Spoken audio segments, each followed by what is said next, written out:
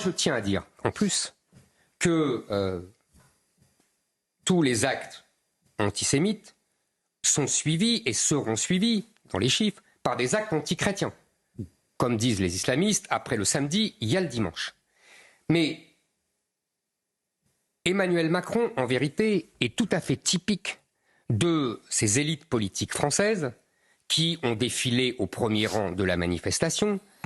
Il y avait là le banc et l'arrière-banc du Parti socialiste et de LR et de tous les gens qui ont gouverné depuis 40 ans, qui vont pleurer des larmes de crocodile sur l'antisémitisme, alors que ce sont eux qui ont laissé venir une immigration arabo-musulmane qui porte ce nouvel antisémitisme. On songe évidemment à la phrase de Bossuet qui est « Dieu rit de ceux qui déplorent les effets des maux dont ils chérissent les causes ». On est en plein dedans. Il y a une hypocrisie inouïe dans cette histoire. Et de la part d'Emmanuel Macron, comme de ceux qui étaient dans la manifestation.